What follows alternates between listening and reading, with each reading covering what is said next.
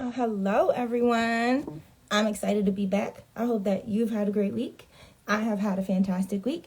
And if you have been following along with our readings of Reclaiming Your Community by Medora Carter, then you are in for a treat. We've done quite a few chapters. We're up to chapter 7 today. A bit of what we've been talking about is our neighborhoods, our feeling towards them, how our economies are set up. So we've gone through a bit of vocabulary. We've gone through, the idea that people make us feel like our neighborhoods aren't good enough. And through that, we also feel like we aren't good enough. And trying to figure out what it is that we can do and understanding some of these systems in place that are preventing our growth or making our talent leave our communities, that are making us not want to go back, not want to live where we grew up, and understanding what it is that we might be able to do to, you know. I have Majora in here. Hi, Majora. You can join from wherever you'd like. As long as we've got you, we like it. Okay, there we go. Just checking. Hi. How are you? I am doing well. I am sorry, I have to nerd out every time I come on here because I read before we get on, and I am inspired and like, oh my God. As I read your words, it's so amazing to actually get into the pages of the things that you've experienced and get a little more grit of the things that you've done, and how that's all affected you mentally, personally, emotionally, and having to struggle through that stuff. I think these next chapters are like amazing for me. Um, Sorry, we're getting some comments. All gardening causes too much carbon. Well, listen, there's a lot going on in the world. Yes, environment. What? If you understand that, majority, you can go ahead Yeah. and chat in. But I'm gonna set us up, and we can talk about some of these. Yeah. Or we'll have a bit of conversation about the things going on in the neighborhood. We'll talk in these chapters about a bit of the sustainability work that Majora actually did, and about nonprofits in our communities, and how that all those politics work and the nitty gritty. And we can talk about how y'all feel about that. So amazing, Majora. Okay, so we're on chapter 7, where it's off on why must we do real estate development the same old way. And I enjoyed in this chapter where you start talking about the only things that are happening on our communities are either gentrification, where new people come into our communities and price us out so we can no longer afford to live there, or there's the brain drain and the talent where we're selling because we're like, this isn't worth keeping, so let me get out of here, let me get my cash and run. And then you talk about the plem, so I don't have that yet, but the poverty level economic maintenance. So these organizations that are supposed to serve us, but really all we're getting are these health clinics, we're getting shelters, we're getting liquor stores, and that's kind of the space that we're living in. But if you want to give us a little bit of more background, or want to kick us off of what you think and what you think we need to know, I'm happy to start chatting. Or light through a filter, but I don't really know how to work them well enough. So, anyways, you got me as I am. But yeah, so I do in this chapter talk about the two kinds of real estate development that happen in low status communities. And for those of you that joined but haven't read the book or know what I'm talking about when I say low status, I think it's important to just let you know what I mean by that, which is in the glossary of terms I use. And essentially, it's low status. I use that instead of calling the neighborhoods poor or poverty stricken, but low status to me because it simply illustrates the equality gap in a society that doesn't have to explicitly implicate racism, classism, or geography, but of course we all know that those are a part of it all. But these are places where inequality is assumed by those who live there and by everyone on the outside looking in. So, and with regard to low status communities, the fact that we're only seeing two kinds of development happening, and you also whether it's gentrification or poverty level economic maintenance. And what poverty level economic maintenance kind of looks like is like, you're in a low status community when you don't have diverse food options, when have more fast food joints or greasy spoon spots, or just not quality produce, or supermarkets, or even just frankly, you get the sense of that you have to leave the neighborhood if you want to get something healthy. And then instead of banks or credit unions, and you get places that literally charge you for using your money. So, whether they're check cashing stores or payday loan places or pawn shops, again, charge you a premium for using your own money. Dollar stores and things like that, sort of low grade things, are like your main retail option. And pharmaceutical industry, because of all the kind of lifestyle conditions that are often put, that are just like considered a part of our DNA within those communities, from diabetes, obesity, pharmaceutical industry. They're treating the problem, not trying to like address the problems that caused all those things, crappy food, lack of places for people to get exercise, etc. And of course, you've got the healthcare industry, which is part and parcel with all of that. Because again, you're not necessarily trying to treat people. No, they're treating people, but they're not necessarily trying to, like, again, create the right kind of infrastructure so people can actually be healthy. Mm-hmm. And self-medication's totally available. You see tons of liquor stores, often behind the bulletproof glass, and now smoke shops are Oh all my over the place. So God. self-medicated. And then you see lots of disproportionately amounts of very highly subsidized affordable housing, but it's not affordable for people, because there are working class people who actually have jobs in our communities. Nobody's making housing for them. I want to do that, but most people are not making housing for them in low status neighborhoods. It's strictly for very low income people, and often homeless shelters, which is a huge moneymaker. Not trying to house people permanently, but just a little bit. So that's a big problem. So, but what we'll see in those neighborhoods, in low status neighborhoods, is that, in part, like, and you sort of talked about it in your intro, Ella, the fact that there are people who sell early and cheap. Like, we're led to believe that there's so little value in our own communities that if you get a chance to sell and you do have some property, so it's like the selling of grandma's house is like, now people start talking about it. But honestly, predatory speculators didn't get to the point of owning close to 20% of all homes in America, and they're in low status communities. They didn't start in the places where, in higher income areas, did not. So now we're in this crazy position where we know that there's a huge wealth gap, but we're not seeing people take it seriously, enough to, like, go, okay, this is my neighborhood. I need to make sure that we're reinvesting in our own Mm-hmm. community. And then we created, a part of the book is creating a culture of reinvestment from the inside. And that's what we're trying to do by creating reasons for people to want to be in their own community, to not like be a part of the brain drain. Because if you're a smart, talented young kid, you're led to believe that you're supposed to leave your neighborhood. And I know I certainly did, and that is what we do. But how do we, help people understand in low status communities that our first responsibility should be to protect and preserve our own community, which supports us. And we don't often see that, unfortunately. We just don't. Right. Uh, I in this chapter, I absolutely loved the bullet points that you had on page 54, where you were talking about trying to show people exactly things to do. So I would love to go through those and give those out loud to people. I thought those were very poignant and things that we totally need to learn Yeah, in order to move on out of sure. here or us up. We need to demystify the way the housing market and development actually work and consider participating ourselves. We don't, and then I'll just editorialize a little bit. Look, I've heard, I call myself a real estate developer because I feel like people like me should be developing our communities. Mm-hmm. Most developers of communities that look like me don't have people that look like me doing Right. it. And that's a problem that I think we should acknowledge. I just know, and then that. But again, like I've been called, and I think in subsequent chapters, like I've heard people call me a sellout because I'm like I'm a developer, and it's just like, Mhm. yeah, and you know what? More of us should do that. We do have to work on building our own credit.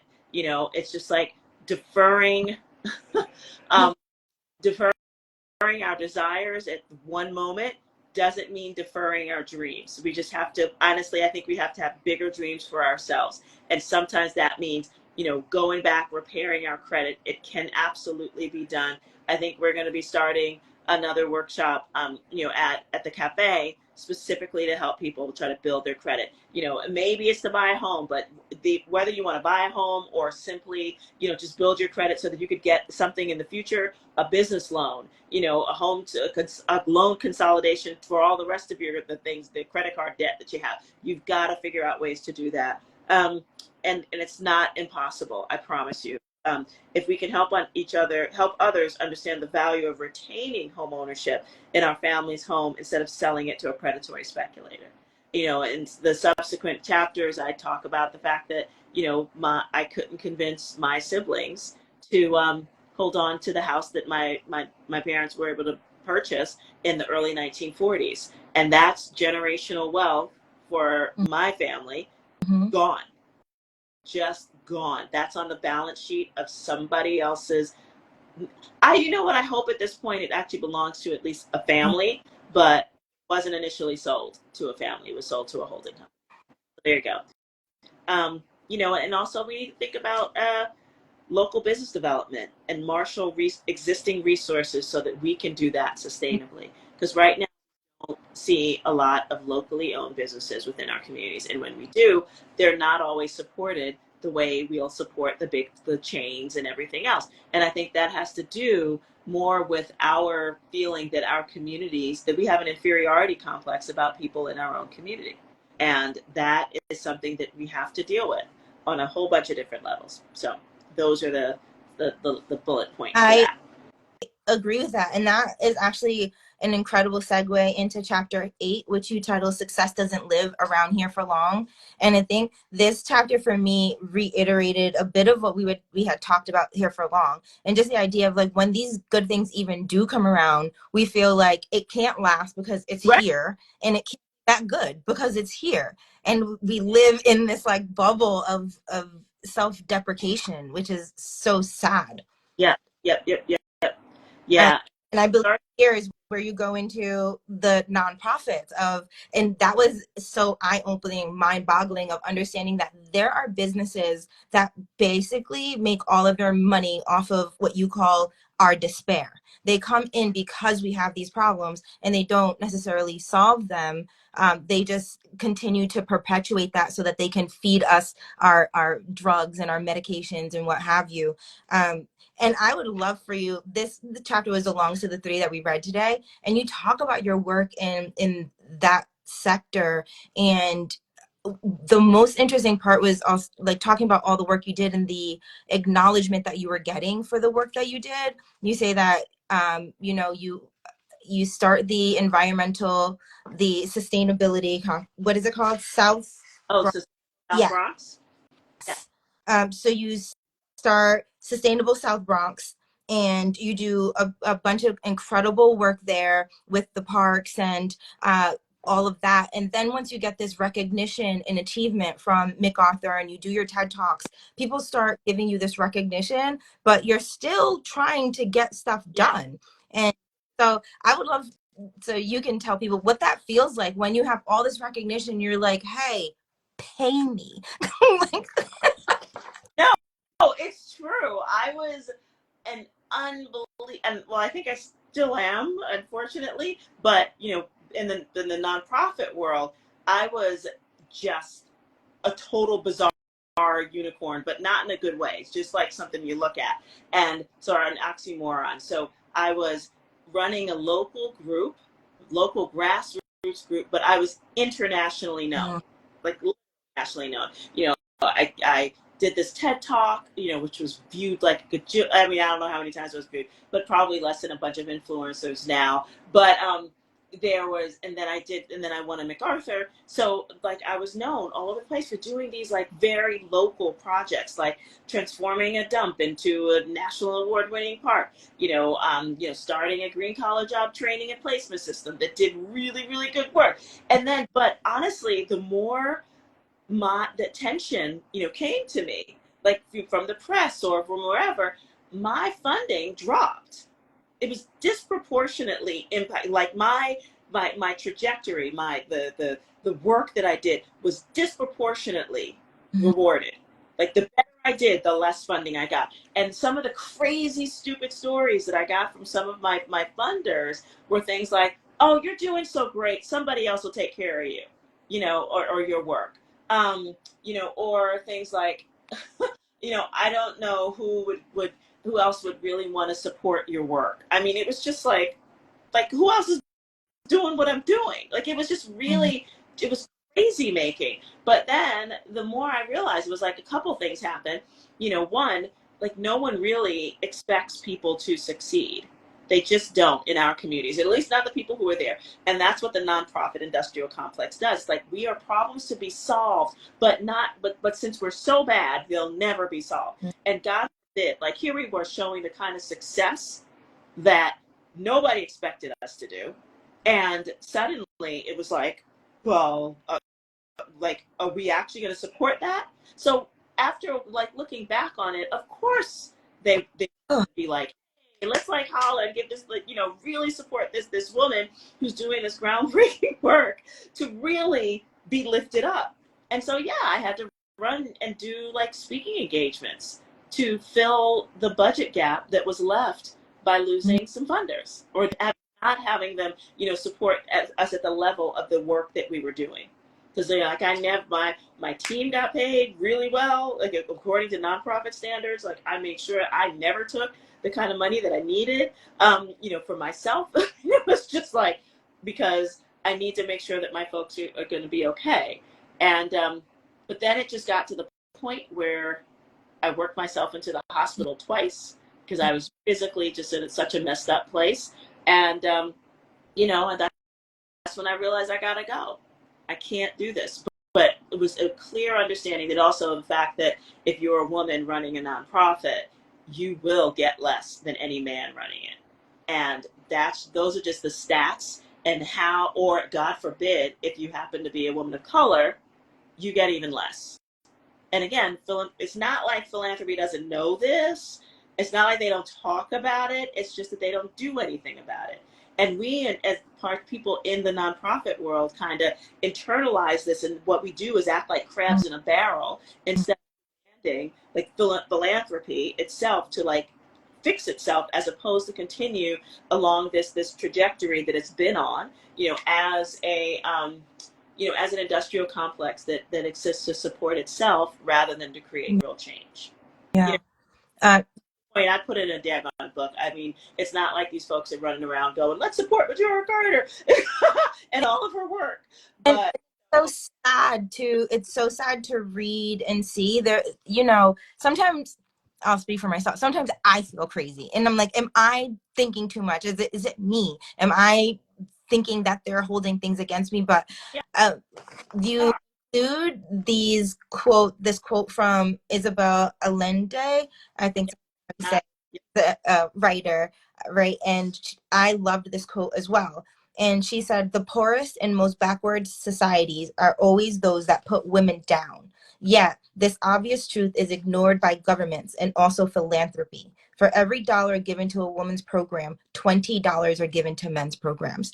And that was just shocking to read and heartbreaking. But then, as a woman and a woman of color, I'm like, duh, right? Like, why would you give us money? Like, obviously, because I've experienced it, right? And then later on, you end it off by saying, we're brown. They can't. You don't trust us, and you absolutely don't trust us with money. And it is heartbreaking to try to understand why nonprofits or these organizations led by the majority get more funding than us ourselves, the people in the neighborhoods. And I see this, and what I'm saying, my inspiration, there's this one like quote you see here, and I'll put it up for the people. Note to self: don't don't be a part of any club that doesn't want you as a member. Yeah. Like, just top level, I was like, oh my God.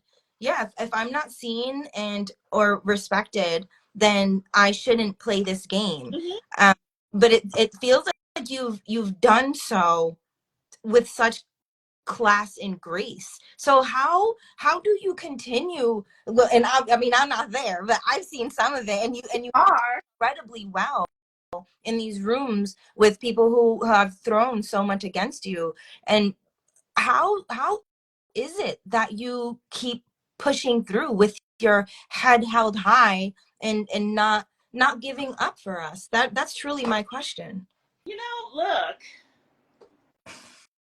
none of us promised a, a beautiful world, and I honestly think that this is a broken, godless world.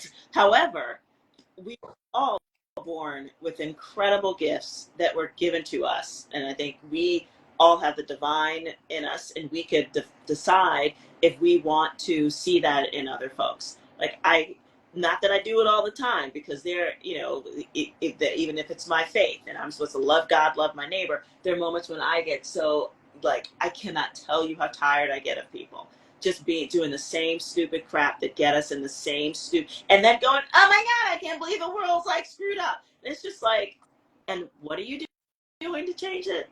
And seriously. So, but I feel like, look, while I've got breath in my lungs, while I have, because I feel like I get blessed all the time, even though there are moments when I'm just like, I can't believe I'm doing this all over again. But I find that I just do what I can, and I do get incredible joy out of what I do. I get to see people enjoying the fruits of my labor. Like, what kind of that? I mean, seriously, like, think about that. Like, you know, and I know this, as someone who gives so much of herself, who, like, literally, like, I mean, I think about you at your open mic, which I do a lot, because, like, I see the environment that you create that allows people to feel really good. And I know you know what that feels like, to see, to literally be a person who's going, I've just created value for somebody. Yeah, it's fulfilling for sure. It's a beautiful thing. And, that is something that, you know, I don't care if people know who I am or not. I really don't, because I know ultimately, like, I'm trying to create love and justice very real way. And I'm not gonna, and I take that really seriously. I take the gifts that I have very seriously, and they are serious gifts. So silly of me not to use them. And serious work. Mm-hmm. It's good. So yes, But yeah. how amazing is it going to be? And I know it's going to be, when in particular women of color start looking at the kind of things that we've done. I mean, I get to see that I do, with people who are just like, I have been inspired by you, and this is what I've done. And I'm just like, okay, like, literally, I could die right now and be like, I had a life worth living. That is how I feel. Oh my God, that is heartwarming. I don't want to. I'd like to live until I'm as old as my Aunt Rhodey, who died at the ripe young age of 113. That's what I want. But, that might not be in the cards for me. Well, what I will say is that you've for me done a bit, and I appreciate that a ton. As I was reading this out loud, well, not reading it out loud, I'm like, my mom was like, I'm getting a green roof, and she's like, what does that mean? I was like, I don't know, but majority. I was like, I've heard of it, and I just read it here, and I think that that's what's gonna happen, right? And that, like, just with that said, the title of chapter 9 is "If They Don't See Mm, It, They Won't Get It." And you mentioned a nice little story, a short about your parents talking about Jimmy Carter coming to visit, and the idea that you share the last name. It's something that you have in yeah, common. Imagine having in common with the president. yeah, And then when you're talking about him as a child, what you hear is your parents say, sure, as great as he can be, he's anything like, like that Sorry. is eye opening. Yeah. And what I would like to say to you in this time is you are the change to see. And that has, and even for just myself and for those of y'all in here, go ahead and give Majora her flowers or drop your questions if you have them.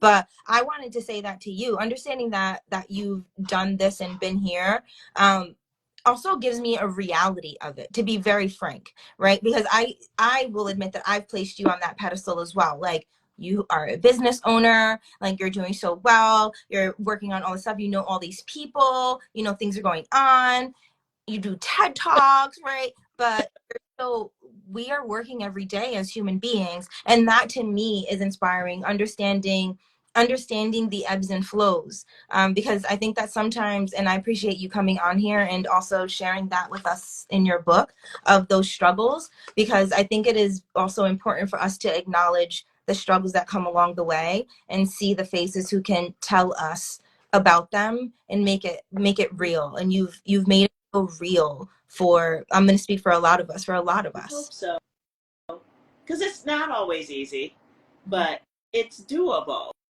And I feel like, look, if I can do it, and I'm not the sharpest tool in the shed, um, like others can as well.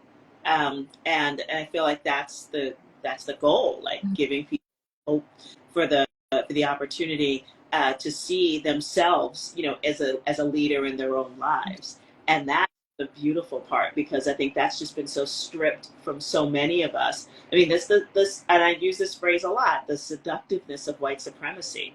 Like, it has just like made so many of us believe that in our own inferiority, and it's like, sort of like spoken in unspoken ways. And I know that's like not a nice sentiment, but it's true. And it's why the nonprofit industrial complex, and why our government can continue to create both the policies and the projects that enrich other people and make our lives miserable. And still, many folks in our own community start to feel as though, like, poverty is part of our culture, or that things that are ratchet are just like part of the way that it's going to be in our community, and that if we need to, and if we want to experience anything great, then we've got to measure our success by how far we get away from them. But then you look at the kind of money that's made in those neighborhoods while we're in them, not doesn't come to Mm-hmm. us. Or you look at how neighborhoods change once we're pushed out. We have to be asking ourselves those questions of why does that keep happening, and what can we do to make it stop. And it's not more of the same. Right. I love that, and I think that this piece of it starts getting to the grit, and I love that these chapters have left us here. Like, we don't need any more liquor stores, y'all. Like, we don't need that. If we want, we don't need someone to give us therapy for, like, what, start your own yoga studio. It's fine. I'll go meditate with you. Let's Yep. support each other and support what we have in our neighborhoods, and we deserve all those nice things, and we can do them. We don't have to go to Midtown to do all those things, right? And I think that I've been seeing that a lot lately and trying to support in the neighborhood, which has felt fantastic. And you end chapter 9 beautifully, with a quote from Jimi Hendrix Oh yeah, that that's you have close. to give people something to dream on. Mm-hmm. And I loved that statement. And I love that that's what this book does and what you do, of encouraging us to aim far, and try to get done what we can, but also that we are actually capable of everything and we deserve all of that. We like organic stuff too. We have dietary restrictions. We can open up our own little shops if we'd like to. And I think that's the encouragement that I've been sort of getting from here. Oh, and to answer the question in the chat, name of the book is Reclaiming Your Community by Majora Carter. Here, and this is what I'm going to say. I am at my mom's house. I forgot my book at home. this baby is like $12 on Amazon. So go ahead and it'll get there tomorrow. You can go ahead and get your book. Thank you. You're the best hype girl. I love it. Thank you. Thank you. And hi, everybody. I just realized like a whole bunch of folks were out there. It's like, say, pop it in. So thank you very much. I, I've if I, been fantastic. Or I don't want to take up too much of your time because your time is valuable. yes, Um, everybody. but if there's anything else that you'd like us to know that we can look forward to, I do know that we have the art cube that's coming this following weekend.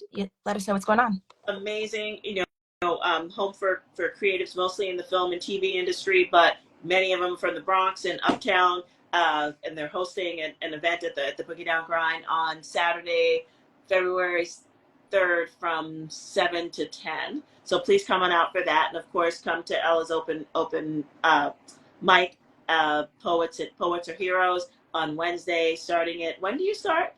When do you? Our mic starts around 7:30. So chill, yeah, chill, get there early, but go to Yeah. my link in the bio. Yeah. We'll see you Wednesdays. See you guys.